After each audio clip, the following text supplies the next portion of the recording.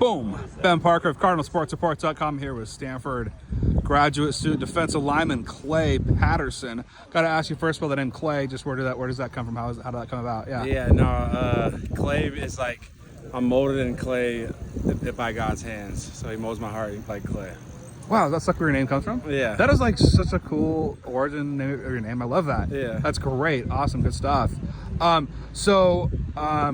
of going off of that a little bit, just talk about your identity as a player and just kind of what do you most try to bring to a defensive line?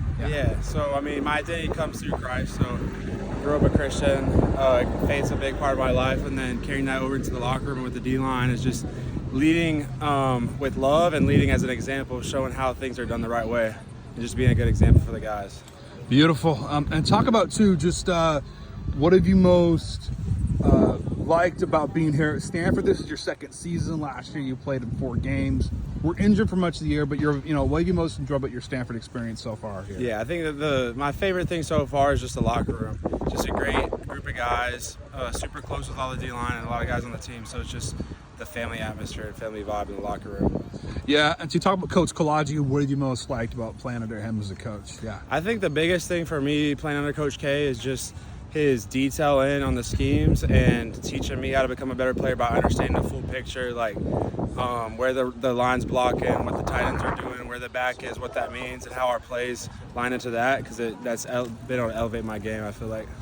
Yeah, too, and talk about too, just what has how do you feel the defensive line unit as a whole is looking? How do you feel you're kind of shaping up right now? Yeah, I think we're in a really good spot. We have 5 out of the 6 contributors from last year returning, so it's going to be a veteran group, a lot of big-time playmakers. Anthony Franklin, of course, Zach Rao, Braden, Zach Bucky, and myself, all going to make a big impact next year.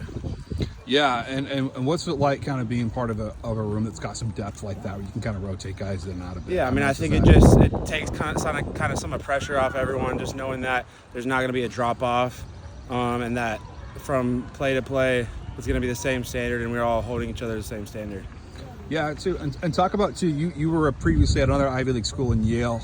Just talk about how are Yale and Stanford most similar, and how are they most different? What would you say on that? Yeah. I'd say similarity is school-wise, academics, and then the student body, and then also within the locker room and the team. It's very close team, close-knit. A lot of guys who have a good head on their shoulders and have a good culture with the team.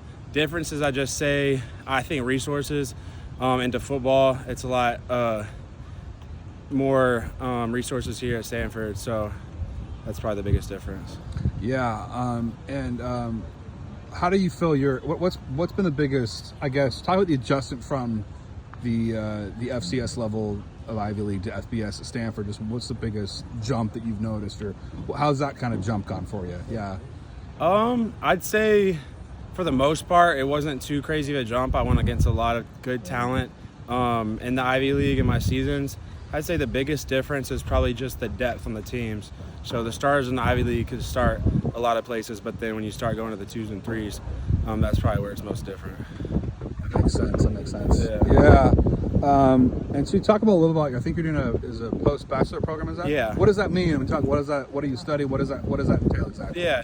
So the post-bac program means I'm not technically in a master's program, but I'm able to diversify my interest in my coursework and kind of take classes and things that I'm interested in. For example, I did an athlete leadership class in the fall and then did a computer science class in this winter quarter. So it's allowed me to just take classes that I'm interested in and start preparing a set of courses that shows good for when I'm applying to grad school.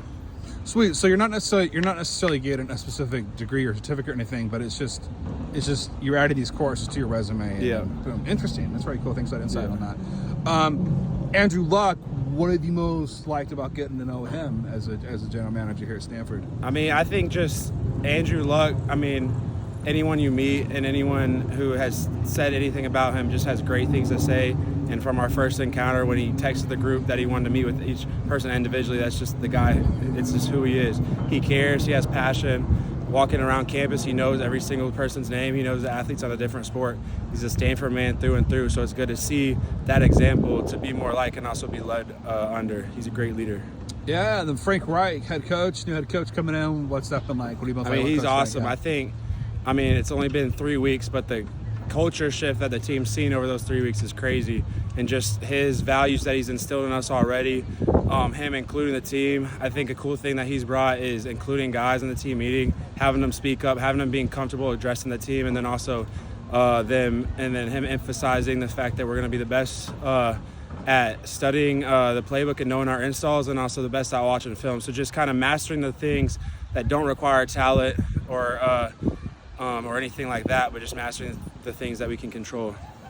Yeah, and then also too, for you, just obviously it's not ideal to lose the head coach and go through that. Just talk about how did the team respond to that, and what's been the key to your guys' ability to kind of move on from what could be considered a turbulent situation. Yeah, I mean, I think that Frank Reich played a major part in how our team kind of transitioned. We were on spring break when we found the news, came back, he addressed us day one back, and just his message that first meeting was powerful and impactful. And I think right then and there, the switch flipped, and the team was on the track being led under him. Sweet. Final question for you. Just looking ahead to the rest of the spring practice period, what do you most hope to accomplish, get done during this period? What do you make use of this time here? Yeah.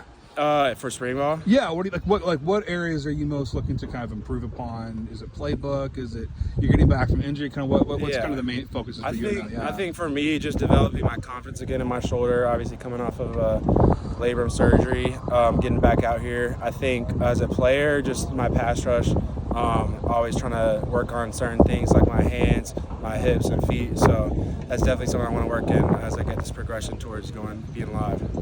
Perfect. Well, thanks so much for taking the time, Clay, and best of luck rest of the spring ball period. Yeah, thank you so much. Appreciate it.